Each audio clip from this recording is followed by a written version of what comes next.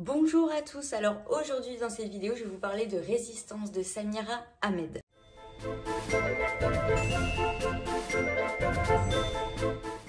Alors, Résistance, qu'est-ce que c'est?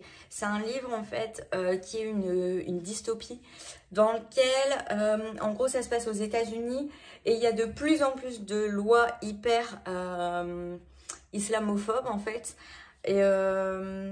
Et donc, il y a de plus en plus de lois qui interdisent aux musulmans de faire telle ou telle chose. Et on va suivre une jeune fille donc, qui est musulmane avec sa famille qui va se retrouver prise en fait dans ce tourbillon de lois de merde.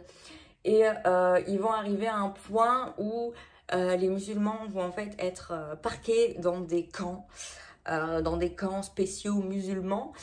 Et dans ces camps, il va se passer des trucs assez ignobles, ils vont être assez maltraités. Et en fait, ce qu'il y a, c'est que le reste du monde n'est pas forcément au courant de ce qui se passe. Donc en fait, en arrivant dans ces camps qui sont présentés juste comme des camps de contrôle, etc., on va leur prendre leur téléphone, ils n'ont aucun accès à Internet, etc. Ils ne peuvent pas du tout communiquer avec l'extérieur. Donc ce qu'il y a, c'est que l'extérieur n'est pas du tout au courant de tout ce qui peut se passer dans ce camp. Et donc, notre personnage principal, elle va se dire que c'est pas normal tout ce qui se passe. Elle va finir par péter un plomb, tout simplement, et par entrer en résistance face à toutes ces conneries. Et elle va entraîner petit à petit des gens avec elle. Et ils vont essayer, en fait, de réveiller l'extérieur à ce qui se passe dans ces camps et d'interdire un peu toute cette merde, mais ça va être très compliqué à mettre en place, vous vous en doutez, parce qu'ils sont sous surveillance perpétuelle en fait. Et elle va avoir l'aide en fait de quelques personnes qui sont enfermées avec elle dans ce camp. Donc voilà un petit peu pour l'histoire. Maintenant, ce que j'en ai pensé. Pour ce qui est des personnages, je les ai trouvés incroyablement profonds. Genre, ils sont entiers, ils ont des convictions et ils n'hésitent pas à se battre comme des dingues pour ces convictions. J'ai trouvé ça hyper intéressant. Ils sont hyper attachants, les personnages, parce qu'on voit qu'ils croient en ce qu'ils font et que même si parfois ils prennent des mauvaises décisions, ils font de la merde, ils essayent de résister, mais ils n'ont pas forcément les bonnes méthodes. En fait, ils ont juste un profond désir de résister et de pas se laisser faire, malgré ce que leurs parents vont leur dire. Donc, fais pas de vagues, calme-toi, sinon il va nous arriver des trucs. Et malgré voilà ce qu'on va leur dire pour les protéger, en fait. Et ben non, ils se laissent pas faire, même s'ils sont très jeunes. Ils ont décidé qu'ils se laisseraient pas faire et ils vont prendre tous les risques pour faire entendre leur voix en fait et pour que tout ça s'arrête. Et c'est hyper touchant en fait la manière dont c'est fait. Il y a une grande réflexion autour de l'action, de résister et de qu'est-ce qui est tolérable ou pas, jusqu'à quel point on doit se taire pour se protéger et pour protéger les autres, jusqu'à quel point on doit se taire parce que c'est politiquement correct de fermer sa gueule. Et ouais, là-dessus, je les ai trouvés super intéressants, les personnages. En fait, ils ont tous un courage vachement inspirant. Et c'est ça que j'ai trouvé bien. Après, pour les personnages qui sont de l'autre côté, donc les dirigeants et les oppresseurs, ils sont clairement à vomir, tous autant qu'ils sont, notamment certains en particulier, qui me donnaient envie de bouffer les pages pour ne plus revoir ces personnes, enfin ne plus relire ces personnes.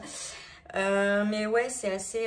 Mais après, il y a quand même des personnages dans le camp adverse qui, au début, avaient l'air d'être à vomir, mais qui finalement vont se mettre dans le camp des musulmans, en fait, et qui vont les aider. Et c'est ça qui est chouette aussi, c'est qu'on tombe sur des personnages qu'on n'avait clairement pas considérés comme de bons personnages au début, mais qui, en fait, vont très vite se révéler être des alliés de taille.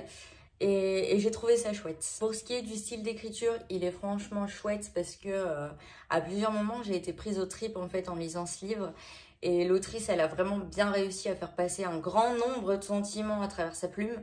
Et j'ai trouvé ça génial. Enfin, elle a réussi à m'énerver, à m'indigner contre certaines situations, à m'émouvoir face à certains personnages, etc. Enfin, franchement, le style est super bien tourné et il réussit à venir trifouiller dans nos émotions pour en faire sortir des trucs. Et j'ai trouvé ça super chouette. C'est pas facile, je pense, sur de la littérature jeunesse notamment, de réussir à émouvoir autant. Donc pour le style d'écriture, je peux que m'incliner face aux prouesses de l'autrice. Et pour ce qui est de l'intrigue, comme j'ai dit, hein, c'est une histoire qui prend aux tripes. Et j'ai adoré parce qu'en fait, elle fait beaucoup réfléchir cette dystopie. Et comment les droits les plus élémentaires en fait sont questionnés, sont remis en question. Et ça fait réfléchir, mine de rien. Et ça fait ça fait s'interroger sur certaines bases de notre société. Et ouais, c'est un livre qui il fait penser en fait. Quand on l'a terminé, on passe pas tout de suite à la suite. Il fait penser, il fait réfléchir à ce genre de trucs. Et j'aime bien les livres de temps en temps qui me font réfléchir à des sujets importants comme ça. C'est un livre qui est révoltant aussi. L'intrigue m'a révoltée à nombreuses reprises.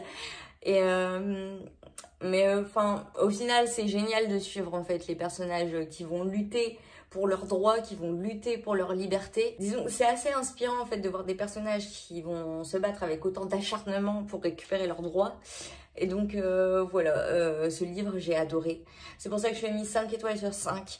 Si c'est le genre d'histoire qui vous plaît, si vous aimez les dystopies de manière générale, celle-ci elle est vraiment bien faite.